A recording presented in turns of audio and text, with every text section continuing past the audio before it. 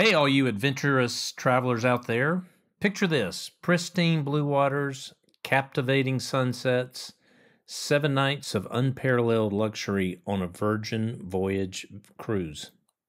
That's right, Mike. We're raffling off a free 7 night Virgin Voyages cruise for two people. Imagine basking in the glory of the spa terrace cabin. That's the category we're giving. And the cherry on top, you get to select from all available ships, dates, and ports when you book it.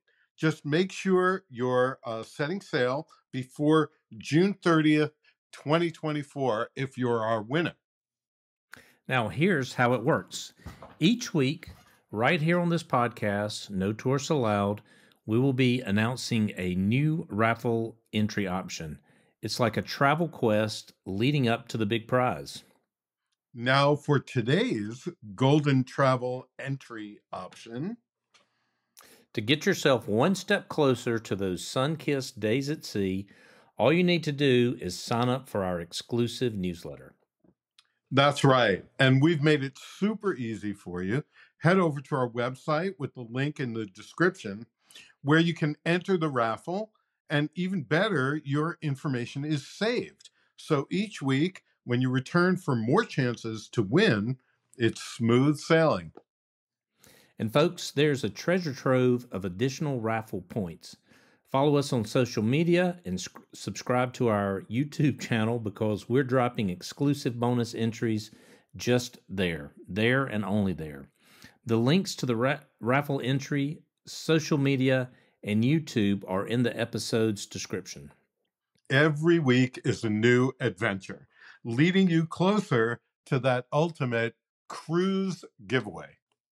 So sign up, tune into the podcast and the social media every week for new raffle point options, and gear up for the possibility that the next mesmerizing sunset you enjoy might just be from the deck of a Virgin Voyage cruise. All aboard the Dream Voyage. Now, without further ado, let's plunge into today's episode. Good day, everyone. I'm Mike Putman. And I'm James Farrar. Welcome to No Tourists Allowed. Yes, we're glad to be back for another edition in season 2, and we have a very, very special guest today. You have a special host every week, but we have a special guest this week. And James, why don't you introduce John? We have with us one of the senior executives in the travel industry, a gentleman named John Diorio. He is currently the Vice President of North American Sales for Virgin Voyages. We're going to talk about that in a minute. But John also has an almost 30-year career. John, I'm sorry to age you. Okay. 30-year career. And what's interesting is your background is in resorts, in hotels, in adventure travel, in tickets. I mean, you really have a broad view of the travel industry, and that brings a lot of value for our listeners. And we're about to get that value out of you. So welcome to No Tourists Allowed, John. No, James and Mike, thank you for having me. I'm so excited for this opportunity and really look forward to just diving in with you both. I know, and James, thank you for not aging me too much. I think I now say over 30 years, but if you say almost 30, that sounds even better. I feel younger already by being on this podcast. Could be my math is a little off. But listen, we traditionally start, just to kind of warm things up, have our listeners get to know you. We traditionally start with some personal questions, not too personal questions about your travel likes and dislikes. And I'll hand it over to the maestro for that, my co-host. Yeah, The hot seat. Okay. First question is, what size headphones do you have? Just kidding. That's an inside joke. They're invisible size. They're the invisible size ones today. Yeah. So we have some rapid fire questions for you, and just if you'll just spout off the first thing that comes to your mind. This is a way of introducing your personality, your travel personality, to our listeners. So, question number 1: what is your favorite destination? Puerto Vallarta. All right. That's an interesting interesting one we haven't heard before. Okay. And are you an aisle or window guy? Oh, 100% aisle. I don't understand how people sit at a window. I really do not. Yeah. I Well, and agree. you're a trim guy, John. I mean, for me, it's like I need the extra room spilling over into the aisle a little bit.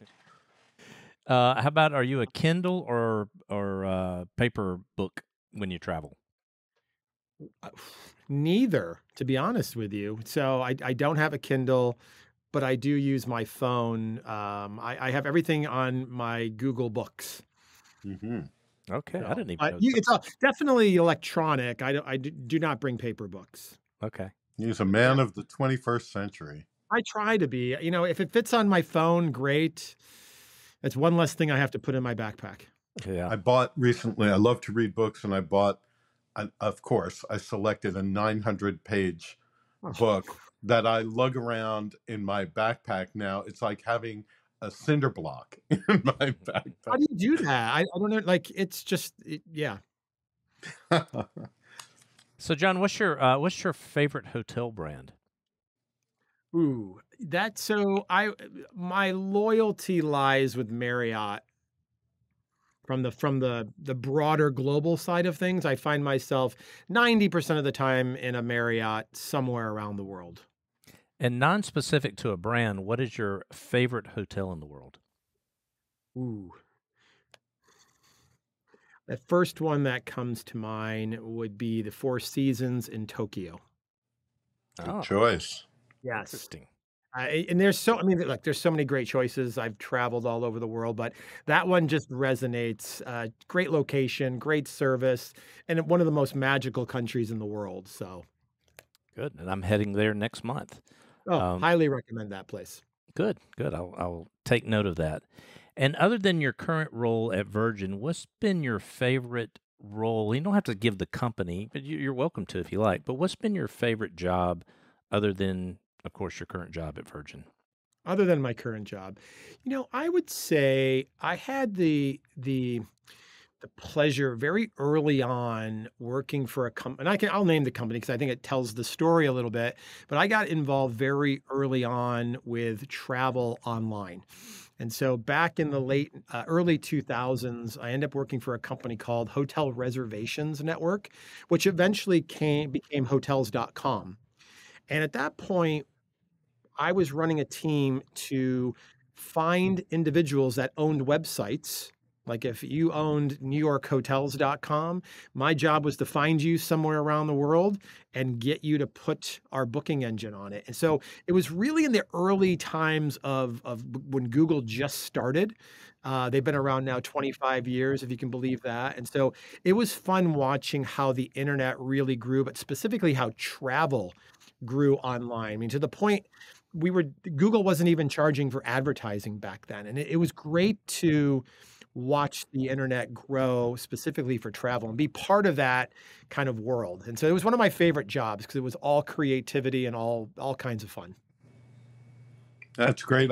All three of us, I think, our careers probably started around the same time. Yeah. And so we all got to live this incredible transformation of the industry, the digital transformation of the industry. And there's been so much interesting and exciting and Oh. combative and, you know, Well, I remember even before that, there was a company I worked for in Boulder, Colorado, and we had this global hotel program. It was truly a printed directory, and we got a random call one day from some company out of Washington called Expedia. We were like, they had, they were like, we want to put this hotel directory on a CD ROM, and back before truly everything really kind of just grew. So it's been fun to watch how travel has grown online and what it's done just for people's lives to see the world now more than ever. Yes, absolutely. absolutely. So, John, let's turn to your current work Yeah. because you're part of a really exciting brand presence in the world, and then specifically a relatively new cruise brand Yeah. that has so much buzz about it and so much, interest. Tell us about Virgin Voyages. So I've been with the brand now a little over 5 years, and what's funny is I got a call randomly out of the blue, and was told about this company, and we thought we'd love to talk to you about coming to work. And honestly, I really didn't pay much attention to the cruise space. It wasn't it wasn't what I always looked to do on vacation. So I wasn't involved in that a lot. But when you get a call and Virgin's tied to it and Richard Branson's tied to it, and I've been a big fan of his for years, it was worth understanding what was the opportunity for me. And so it was a chance to work for Richard and this amazing company, but also do something that a lot of people don't get to do very often, which is launch a cruise line.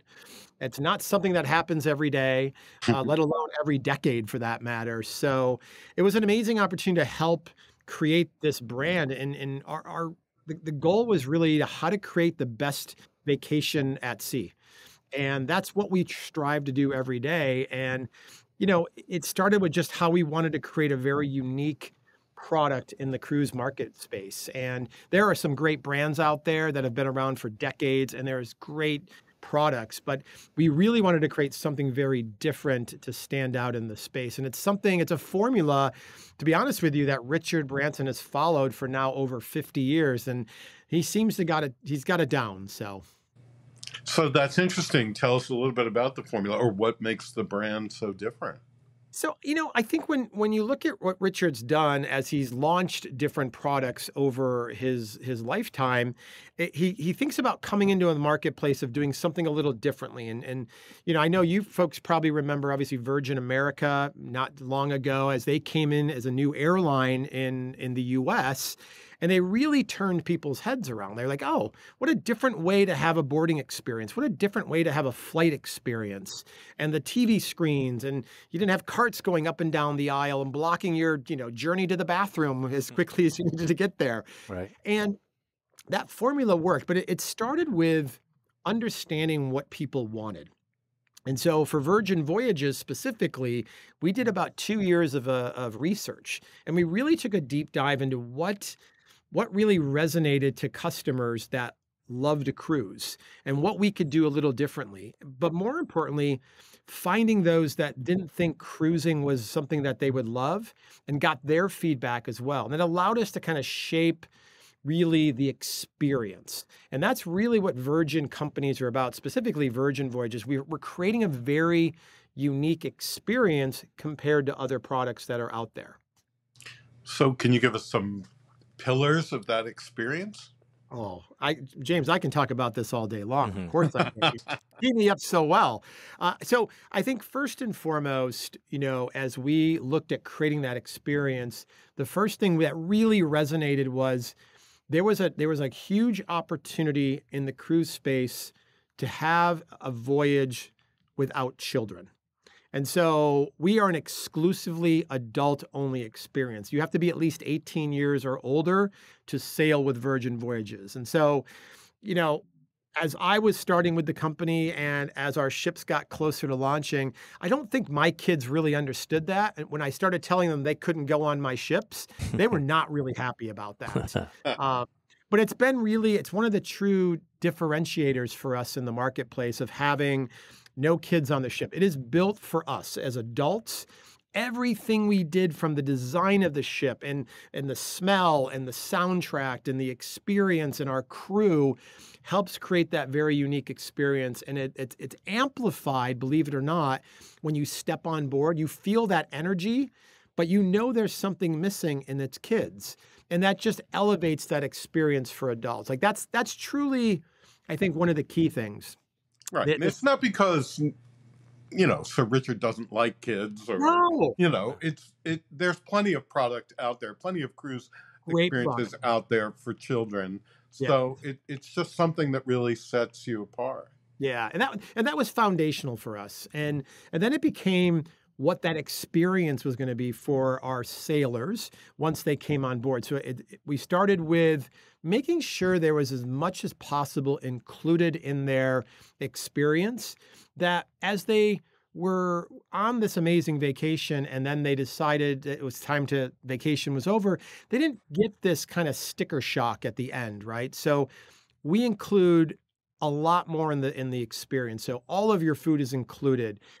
We include all the gratuities, all the group workout classes.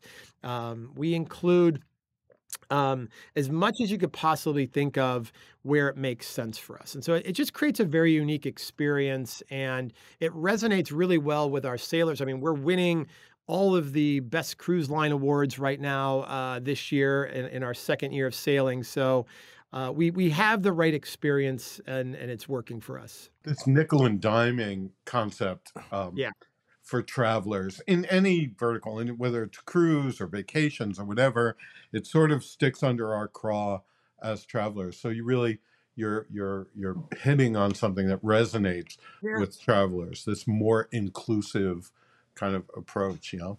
Yeah, and I would say we're not an all-inclusive product. I think Right. there's a difference between that type of product. And you said it perfectly, James. We're a more inclusive type of product. We include what our sailors want to have included in an experience where they can control what they want to do when they come on board. So, for example, Wi-Fi. Like to us, Wi-Fi is a basic human right.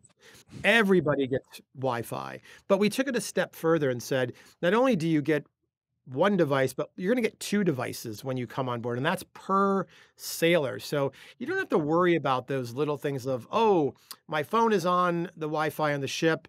Oh, I now got to do some work and I got to turn it off on the phone and then turn it on your laptop. We just give you two devices, and it just Or makes do it to each other. yeah, Right? oh yeah, You know, that you're too. traveling with somebody and you're knocking them off the Wi-Fi all the time. Right. Well, and it creates just a nice experience, less friction. And I think when you get rid of those little nickel and diming things that you talk about and include more, they're on board to enjoy the experience now. And you don't worry about those little nuances, especially when you get off the ship. So let's talk a little bit about your hardware. What what in the what differences did it make when you were designing the hardware and you're thinking about, okay, we don't have to worry about kids. Of course, we don't Yeah. have to have a kids club, things of that nature. Was there anything that kind of stood out that gave you something in the design phase that allowed it to be different than a ship that would have children? Yeah, so I think it started, Mike, with us really looking at what size of ship we wanted to build, right? I mean, there are some great products out there. We consider ourselves more of a mid-size ship based on its size, right? There are some very larger ships coming out, and there are ships that are smaller than us. But we knew there was the right size of ship that would allow us to have very different experiences on board the ship, but also simultaneously, that size of ship allows us to go to a lot of different ports that larger ships can't go to. So that creates that different experience of where you're going as well from an itinerary standpoint. But when you think about the onboard side of things, first and foremost, every space on our ship was designed to be very intimate. You won't see large dining restaurants of 1,500. You don't see theaters of 1,000 people. Everything was designed to be very intimate. And what happens is you kind of move from space to space. There's a unique soundtrack, there's a unique vibe, and it allowed us to build that with adults in mind. We didn't have to think about where to put the roller coaster or the rock climbing wall or the kids' room and things like that. And those are great for other products, but for us, it was everything we designed had the lens of what do adults want to do. And it gave us a lot more freedom where we could have a karaoke lounge where our sailors can come and do karaoke whenever they want. It allowed us to think about the type of entertainment being more with adults in mind, even to just the retail experience. And we even have a tattoo studio on board our ships. Those are things you can't normally do or you wouldn't see normally happen on other ships. And then I think one of the hallmark items when it came to design is that in our cabins, we've got hammocks on all of our terraces or balconies. And that's something that is very signature to Virgin Voyages. That is great. That's something I would enjoy. Oh, Mike, the biggest challenge with our hammocks on our sea terraces, especially if there's two people, is they fight over who gets to be in the hammock. That's the biggest challenge we have. Yeah, yeah. When it comes to dining, was there anything special that you thought about while you were creating the dining experience for adults? Yeah, I would say first and foremost, we have no buffets. There are no buffets on our ship, and there's nothing wrong with a good buffet, but we knew based on our research that for this elevated adult experience, you wanted to have ready to made order food, you wanted to be custom, you wanted to be fresh, and we got rid of the buffet. So everything is there made fresh. We also include all the food in your experience. So you don't have to pay extra to go to a, kind of a specialty restaurant. And so that allowed us to really hone in on that type of quality of food that's, it's unrivaled in the industry right now, especially as we keep winning awards for some of the best food on the ocean. Great. So you've touched on a couple of things here that actually bring us into the ethos of our podcast, No Tourists Allowed, right? We're trying to help people travel in a better way, travel in a more memorable way, hopefully more authentic and less like tourists. So is there anything about the Virgin Voyages experience that can help us do that? I mean, you've already touched on, for example, the size of the ships allows you to go to some less touristy ports, and I don't know, maybe it's the food on board, or maybe it's you have cultural programs or shore excursions. Help us understand, does this fit into this no tourists allowed worldview? Yeah. So I think, James, when we think about Richard and his beliefs as he's built his companies over the years, we really have a lens on just being environmentally aware, right? When you build ships like this. And so we started from day one, making sure we were doing what the best we can for the oceans and the ports that we go into, and even the experience on board the ship. And what I mean by that is we have no single-use plastics on the ship. We have no bottles of water that you have to buy. So it starts with those little things. Even the bands that you wear when you're on board. So you whether you can see it or not, I'll show you guys. But that band that we wear is made from recycled fishing nets that are extracted from the ocean that are left there. We have a company we work with that extracts that from the ocean that's just sitting there as waste. They take that and they create our bands that are used to get you into your cabin. We use that to pay for things on board the ship. And so we really think about all those little things that, contribute and really help with our kind of environmental footprint. Even the sunscreen we have on the ship, it's a reef-safe sunscreen, making sure that we're not impacting the coral reefs around the world. So it's all those little things. You talked about the buffets. Buffets there's probably a couple hundred tons of waste annually on ships when you have to throw food away after a certain period of time, which is unfortunate, right? And that just goes to the little things that we look at and make sure that we're doing better to just be more responsible. That's great. I think our travelers need to hear more about that, right? Yeah. Because there's a lot of talk out there about um, how cruising might not be environmentally friendly, and I think most people don't understand the lengths to which cruise lines go Yeah. to work on all of these programs and to give back to the communities and to protect the oceans and to deal with waste and to deal with single-use plastics that doesn't get talked about It enough. doesn't. It doesn't. And we actually also, through a lot of research, we know it's actually a very influential factor in the buying decision as well. Like if you have there are people that want to buy products that align to their beliefs, right? So if we are thinking about what we're doing to make the oceans, better, and we kind of say that more. And I agree with you. I think brands need to do that more, but we're seeing that because we talk about it more, we get people coming over to us because we are very aware of that. And I think the industry as a whole has done an amazing job over the past decade in the way they design ships and how they process things that you mentioned. So as an industry, we're doing amazing work. Yeah, absolutely. Tell us about what's your favorite Virgin shore excursion or two, just to give us an idea of what the experience is like. So, and I just recently did this one. And so as we thought about shore excursions, at Virgin, we have different names for everything. We call them shore things. And the one that sticks in my mind, because I just did this back in May. So in May, we launched our third ship, Resilient Lady, out of Athens, Greece. And when we think about what we do in a port, we obviously want to work with local vendors and local experiences to make it very authentic. And so there is, her name it's slipping my mind, but when we go to Mykonos, for example, we do this cooking experience at this lady's house. And it's about 10, 15 minutes away from the port. And she welcomes us into her home, and we just make Greek food all day. And she shows us how to make it. She gets us involved in making it. And it's about 20 people, probably no more than 30. So we try to create more of that intimate experience versus it being a shore excursion that's with 100 people.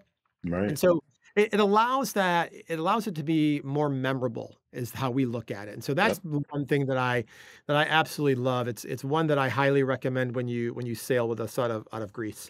What a great experience. That's a perfect example. Yeah, that's something I'd love to do. And we've got so many of them. We do these great experiences in Puerto Plata in the Dominican Republic, where it's an 8-hour experience, and you're zip lining, and you're on ATVs, and you're hiking, and it's about just immersing yourself locally in that culture at the moment. And it's those little things that make a difference. And our team, we've got an amazing team that really goes around the world looking for those authentic experiences and making sure that they also kind of believe in the same things we believe in terms of the environment and waste and, plastics and things like that. Mike, let's get some tips from John, because he is such a frequent traveler, clearly has a tremendous amount of experience. I got a couple. Before we do, I got a couple of questions I just got to get across before we let him off. Okay. One is, are there any plans for Necker Island to be a stop? Well, that's a great question, Mike. The answer is no. So there's really no place to put the ship, to be honest with you. And I think Richard, as much I think Richard loves to have us, there, I think he'd rather come to the ship, to be honest with you. But no plans to do Necker. Nice try, though. Nice try, Mike. Look, you could easily purchase an experience on Necker Island. I know Richard would be more than happy to welcome you there, for sure. Yeah, and my follow-up question to that is, when you speak to Mr. Branson, does he require you to call him Sir Richard? He does not. He does not. But out of respect, we should. Out of respect, you use it and you reference him, but no, you do not. Okay. Well, great. Well, as James was alluding to, do you have any tips just we know you're on the road a lot, you're out talking to people, being an evangelist for your brand. Do you have any tips for when you travel, of things that you do that might make your travel more convenient or less of a hassle? There's a couple of things that I always think about. I'm a big fan of just being as efficient as possible when I travel. Now, I get the benefit of doing it almost every week, so it comes with it's a habit now. I love, obviously, TSA pre-check is a no-brainer, but I'm also a member of Clear. Clear kind of helps you expedite that, and I think I was I was living in Denver, and they launched it in Denver and Orlando. I won't even say how many years ago, but it's probably it's just a great experience. And Clear has done a great job of even kind of moving that experience into stadiums now and things like that. So there's a lot of great benefits that come from that. So that's the first thing.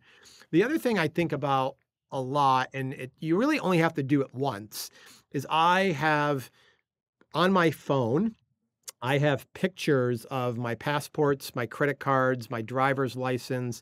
In the event that I lose that stuff, I have it on my phone. And if you lose your phone, obviously a lot of your stuff is in the cloud these days anyways. You can actually access that. And so it's very helpful traveling internationally. But I think just in general, once you have it, I know it's there. I've got my vaccine cards there, and it's just sitting in a Google folder that if I ever have to get to anything of that importance, it's sitting there for me. And I think that's just a simple tip. Great, but it's a great tip. It's a great tip, and I do the same thing as well. Yeah.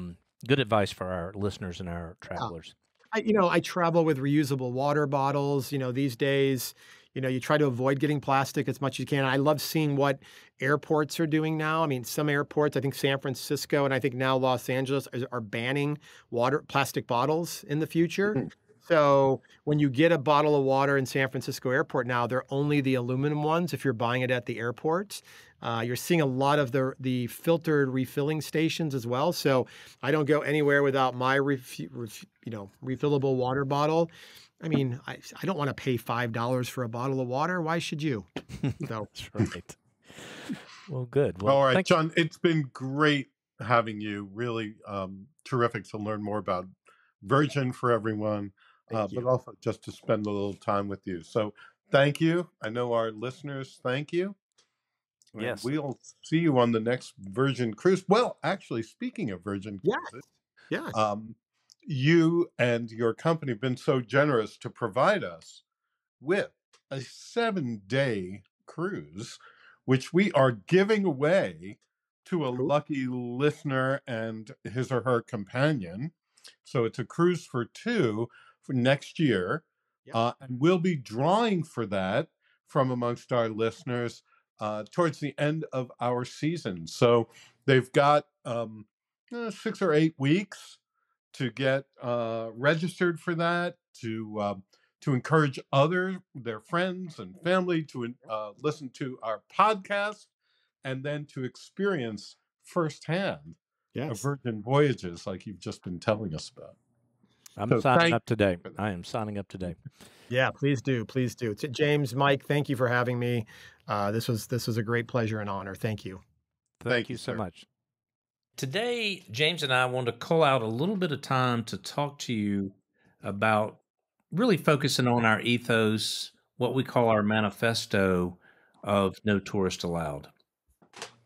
That's right, Mike. We've covered so much in our first season and now in this new season. Each episode, we've dropped some advice about how to travel in a more authentic way, in a more memorable way, in a more real way, right? And even in a way that's better for the planet in some sense, so a more mindful way.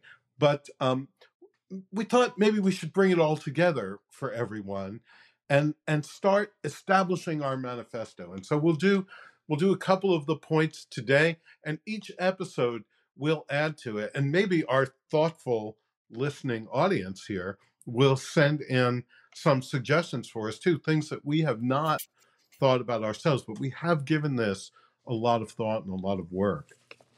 Yeah, absolutely. And one concept that we'd like to cover is this idea of when you begin traveling and you don't really know any better, or maybe it's traveling is new to you, you're kind of born a tourist. So you're a child, if you will, in your travel life cycle.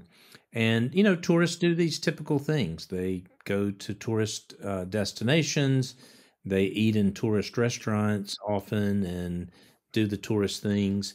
And as you mature and as your travel, becomes more frequent, or you have more history in your travel, you become more of a traveler, and you become more authentic, and you experience more authentic things, whether it be dining, whether it be interacting with other cultures, and just being part of a real travel experience.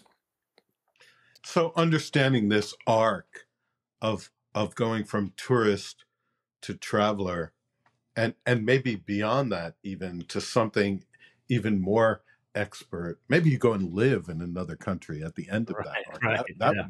That would be kind of cool. So one of the first points along with that is to find in yourself a genuine interest in another culture, right? Is to be open to learn, is to be not worried about difference, but to actually seek out difference, right?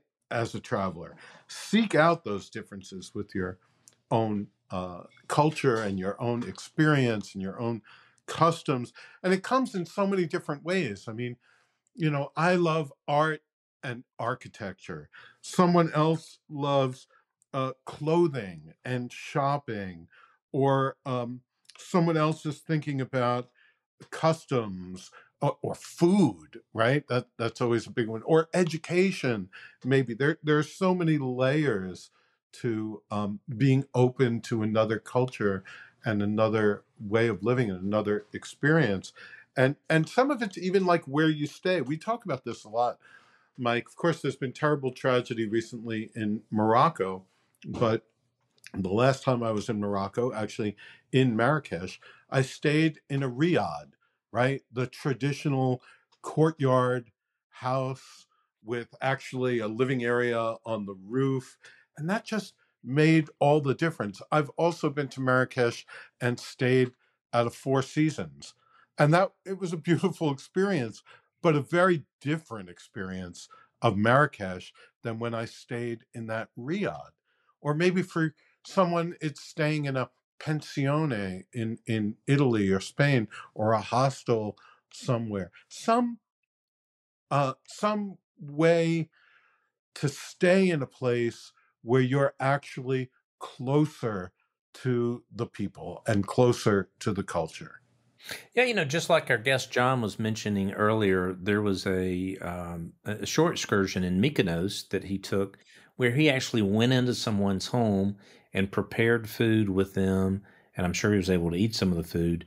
But just what a remarkable experience to be able to go in and experience to live to a degree just like a local person lives. And I think that's all encompassing of what it is we're trying to promote.